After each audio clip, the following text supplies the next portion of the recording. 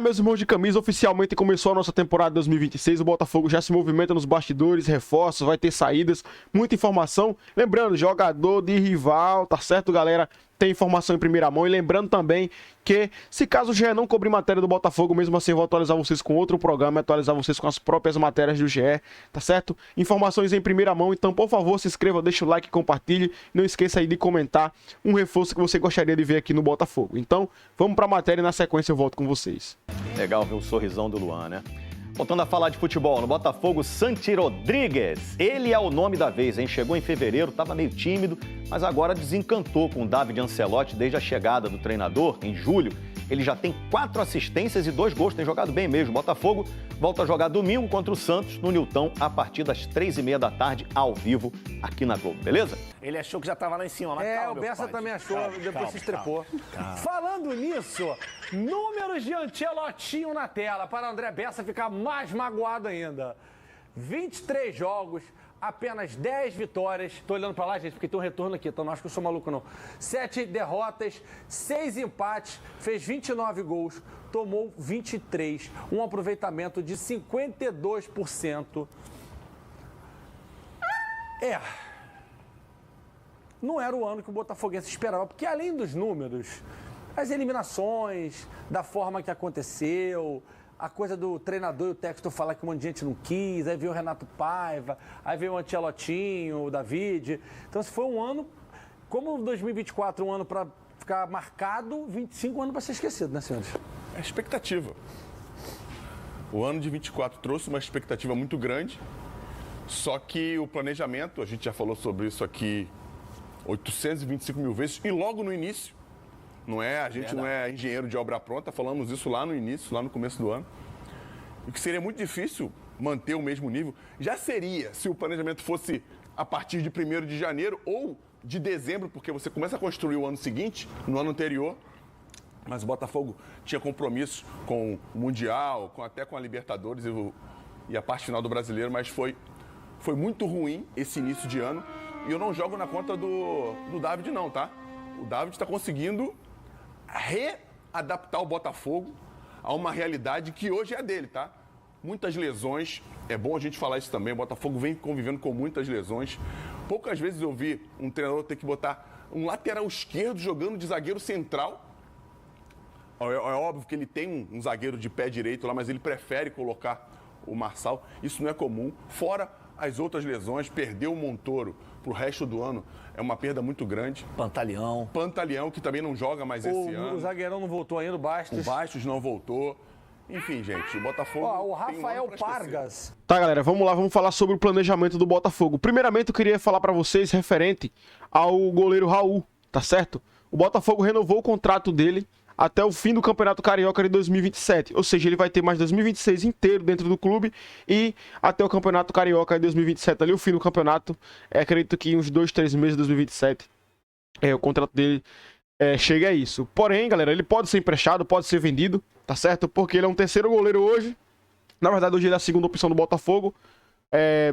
Bom, vocês sabem, pelas questões físicas, por exemplo, o Neto se machucou. Aí temos o Léo Link, que quase saiu do Botafogo e não saiu por pouca coisa, né? E depois o Neto se machucou, ele veio a titular e o Raul, que era o terceiro goleiro, se tornou segunda opção ali no gol do nosso do Botafogo, tá certo? Então, atualizando vocês rapidinho sobre o Raul. Galera, outra informação. O Botafogo, ele antecipou reuniões e inicia o planejamento para 2026 com o John Textor. Então, o que isso quer dizer?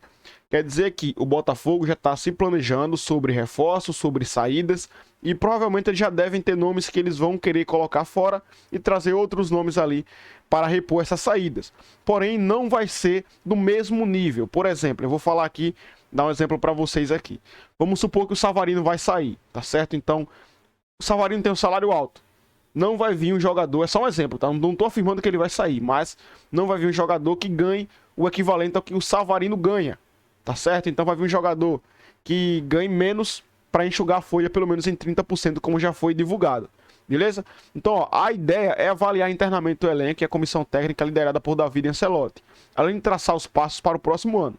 Os assuntos são mantidos em sigilo para não prejudicar a reta final da temporada 2025. De acordo com o GE, já há um panorama geral de decisões. Então, o Botafogo pode demitir o treinador, Bom, vou ser bem sincero, vai do roupeiro ao treinador, tá certo? Só pra deixar mais resumido.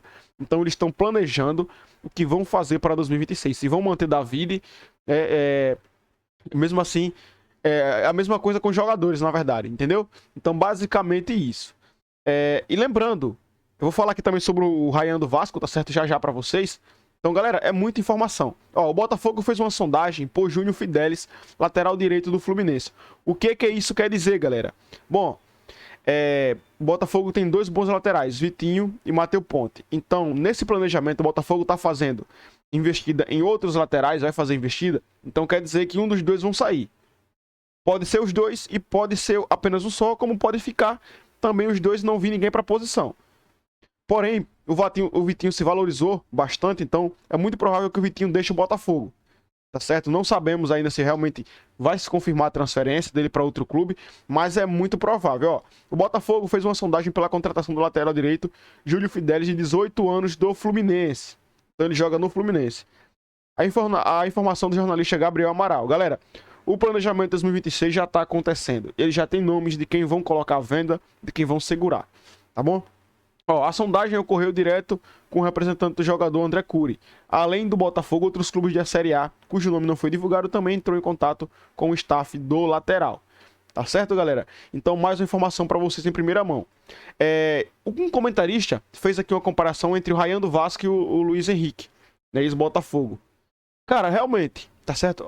A diferença do Ryan do Vasco é a explosão, né? Ele tem um cara mais de contato físico, mas ele parece muito assim, não é tão habilidoso igual o Luiz Henrique, né? O Luiz Henrique, ele patina sobre a bola, mas o Ryan do Vasco, ele tem total qualidade para se firmar em qualquer clube da Europa.